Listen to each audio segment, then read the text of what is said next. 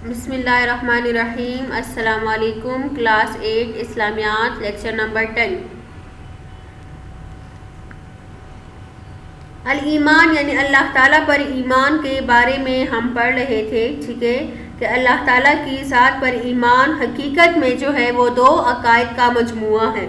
پہلے عقیدے کے بارے میں تو ہم نے پڑھا، ٹھیک ہے، کہ وجود باری تعالیٰ کا یقین رکھنا کہ اللہ تعالیٰ اپنی ذات اور صفات کے ساتھ جو ہے وہ خود بخود موجود ہے، اسے کسی نے نہیں بنایا، ٹھیک ہے، اور اس کے سوا تمام اشیاء اس کے بنانے سے وجود میں آئی ہے، ٹھیک ہے۔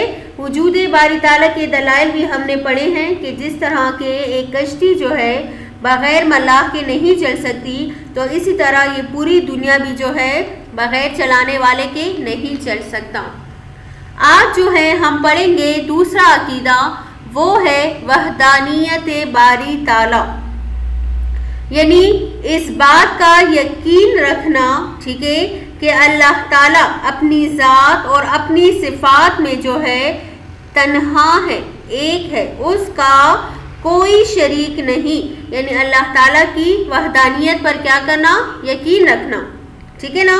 اس بات کا یقین رکھنا کہ جیسے کائنات کے بنانے اور اس کے نظام کو چلانے میں اللہ کی ذات تنہا ہے، کوئی اس کا شریک نہیں، ایسے ہی عبادت کے لائق بھی تنہا صرف اللہ ہی کی ذات ہے، وہ ساری خوبیوں سے آراستہ اور یکتا ہے، جس کا کوئی ہمسر نہیں، ٹھیک ہے نا۔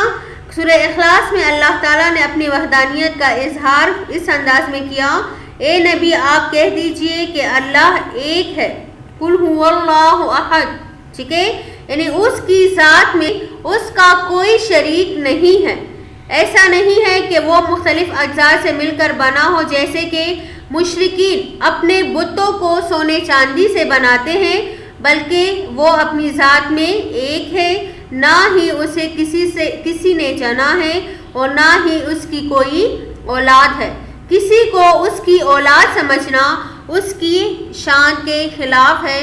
اللہ تعالیٰ کا ارشاد ہے، سبحانہ ان یکون لہ ولد، کہ اللہ پاک ہے اس سے کہ اس کی کوئی اولاد ہو۔ اللہ کی ذات کی طرح اس کی صفات میں بھی کوئی اس کا شریک نہیں۔ وہ صفات جو ہمیشہ سے اللہ کی ذات کے لیے ثابت ہے، جسے اللہ کی قدرت کاملہ، اس کا وسیع اور محیط علم، عزت اور ذلت پر اس کا قبضہ، تمام دنیا کو رزق پہنچانے کا مسلسل انتظام اور اس جیسی دیگر صفات اللہ کے سوا کسی اور میں نہیں ہو سکتی۔ ارشاد باری تعالیٰ ہے، لیس کمثلہ شیء، اس جیسی کوئی چیز نہیں۔ اب قرآن کریم کے بے شمار آیات میں اللہ تعالیٰ نے اپنی صفات کو مختلف طریقوں سے بیان کیا ہے۔ اب یہاں پر جو ہے هو اللہ الذی لا الہ الا هو عالم الغیب والشہادہ هو الرحمن الرحیم هو اللہ الذی لا الہ الا هو الملک القدوس السلام المؤمن المہیمن العزیز الجبار المتکبر سبحان اللہ عما یشرکون هو اللہ الخالق البارئ المصور له الاسماء الحسنى یسبح له ما فی السماوات والارض وهو العزیز الحکیم، ٹھیک ہے۔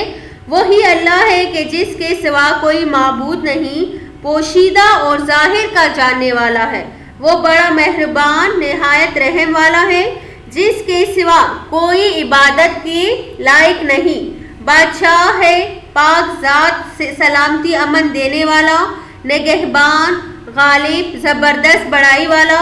اللہ ان لوگوں کے شریک مقرر کرنے سے پاک ہے۔ وہی اللہ جو مخلوق کا خالق، ایجاد اور اختراع کرنے والا، صورتیں بنانے والا، اس کے سب اچھے نام ہیں، ٹھیک ہے۔ جتنی چیزیں آسمانوں اور زمین میں ہیں سب اس کی تسبیح کرتی ہیں، اور وہی غالب اور حکمت والا ہے۔ اس کے علاوہ ہر جگہ پر قرآن کریم میں اللہ تعالیٰ نے اس مضمون کو بیان کیا ہے کہ اس کائنات کے نظام کو روز اول سے اکیلے اللہ ہی نے سنبھالا ہے۔ اس نظام کے بنانے کی طرح اس نظام کے چلانے میں بھی اللہ کا کوئی شریک نہیں۔ عقل بھی اس بات کا تقاضا کرتی ہے کہ یہ نظام چلانے والی کوئی ایک ہی ذات ہے. اگر اس کائنات میں دو خدا ہوتے تو نظام جو ہے وہ کب کا الٹ پلٹ ہو جاتا. اس کائنات کے دو خدا ہوتے تو ضروری نہیں کہ دونوں کی چاہت ایک جیسی ہوتی. ایک کو دن کا اجالا پسند تو دوسرے کو رات کا اندھیرا. ایک بارش کا حکم کرتا دوسرا بارش روکنے کا. غرض دونوں کی خواہشات اور احکام ایک دوسرے کے متضاد ہوتے. جس کا فیصلہ جو ہے مغلوب ہو جاتا وہ خدا نہیں ہو سکتا. ٹھیک ہے. اور اگر دونوں مصالحت سے کام کرتے تو دونوں ہی خدا نہیں ہو سکتے، کیونکہ اللہ کی ذات وہی ہو سکتی ہے جو اپنی ذات میں کامل ہو، ہر عیب سے پاک ہو، بیکار عاجز نہ ہو، کسی کی مدد اور مشورے کا محتاج نہ ہو. قرآن کریم میں بھی آیا ہے لو کان فیہما آلہۃ الا اللہ لفسدتا. اگر زمین اور آسمان میں اللہ تعالیٰ کے سوا کوئی اور معبود ہوتا تو زمین اور آسمان کبھی کے درہم برہم ہو جاتا. خلاصہ اس کا یہ کہ توحید اس بات کا یقین کامل کا نام ہے کہ اللہ تعالیٰ ایک ہے، اس کی ذات، اس کی صفات، اس کے کاموں میں اس کا کوئی بھی شریک نہیں ہے. ٹھیک ہے نا. آگے ہے شرک. شرک کیا ہے؟ شرک تو دیکھیں وحدانیت کے بارے میں ہم نے پڑھ لیا. اب اگر کوئی اس کو نہ مانے، ٹھیک ہے، تو اللہ تعالیٰ کے ساتھ کسی کو شریک کرے تو وہ کیا کہلاتا ہے؟ مشرک کہلاتا ہے. شرک ایمان کی ضد ہے. ایمان تو اس بات کی تصدیق کا نام ہے کہ اللہ ایک ہے، اس کی ذات، اس کی صفات، اس کے کاموں میں اس کا کوئی شریک نہیں. اور شرک اللہ کی ذات میں، اس کی صفات میں، اس کے ساتھ مخصوص افعال میں کسی کو اللہ تعالیٰ کا شریک سمجھنے کا نام شرک ہے. گویا ہم شرک کو تین قسموں میں تقسیم کرتے ہیں: شرک فی الذات، شرک فی الصفات اور شرک فی الافعال. اب شرک فی الذات کیا ہے؟ یعنی یہ عقیدہ رکھنا کہ اللہ تعالیٰ کی ذات اکیلی نہیں ہے، جیسا کہ عیسائی یعنی وہ تین خداؤں کے قائل ہے. ان کے ہاں اللہ کی ذات اکیلی نہیں بلکہ مریم، عیسیٰ اور اللہ تینوں خدا ہے، نعوذ باللہ. ٹھیک ہے. شرک فی الصفات یعنی ان صفات میں جو اللہ تعالیٰ کی ذات کے ساتھ خاص ہے کسی کو اللہ کا شریک کرنا. جیسے عقیدہ رکھنا کہ اللہ کے سوا کوئی اور ہستی بھی بارش برسا سکتی ہے، اللہ کے سوا کوئی اور اولاد بھی دے سکتی ہے، نفع و نقصان پہنچا سکتی ہے، عزت اور ذلت دے سکتی ہے. اللہ کے سوا کوئی اور ذات عالم الغیب بھی ہو سکتی ہے. تو یہ جو ہے یہ اللہ تعالیٰ کی صفات میں کسی کو کیا کرنا؟ شریک کرنا.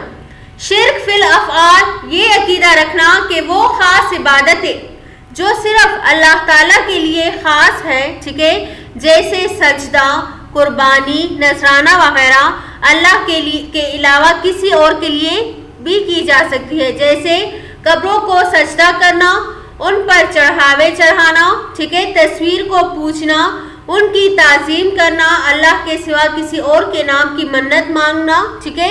مصیبت کے وقت اللہ کے سوا کسی اور کو مشکل کشا سمجھنا اور پکارنا کہ اللہ کے سوا جو ہے ہمارا کوئی اور بھی مدد کر سکتا ہے. ٹھیک ہے. تو شرک قرآن کی دعوت کی کلی مخالفت ہے اور یہ ایک ایسا کبیح برا گناہ ہے جس کی معافی اس ذات کے ہاں بھی نہیں جو تواب ہے، غفور ہے، رحیم ہے. اللہ تعالیٰ کا ارشاد ہے ان اللہ لا یغفر ان یشرک بہ ویغفر ما دون ذلک، کہ اللہ تعالیٰ شرک کے علاوہ تمام گناہوں کو کیا کر دیتا ہے؟ بخش دیتا ہے. ٹھیک ہے.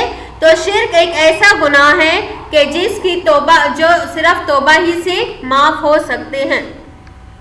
تو اس طرح جو ہے یہ آپ لوگ کا آج کا چیپٹر جو ہے وہ مکمل ہو گیا. آج جو ہم نے پڑھا وہ وحدانیت باری تعالیٰ کے بارے میں اور شرک کے بارے میں. اب عملی کتاب کی طرف چلتے ہیں. عملی کتاب میں الایمان سوال نمبر 1 مندرجہ ذیل خالی جگہوں کو پر کریں.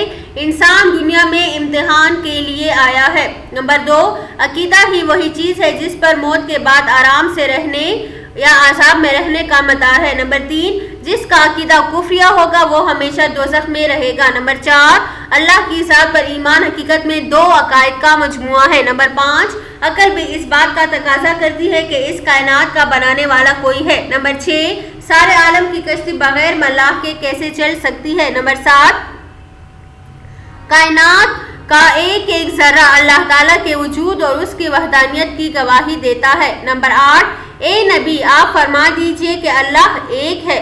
نمبر 9، شرک ایمان کی ضد ہے۔ نمبر 10، شرک قرآن کی دعوت کی کلی مخالفت ہے۔ ٹھیک ہے، اب آگے سوال نمبر 2، کس قسم کے احکام کو جاننا علم عقائد کہلاتا ہے؟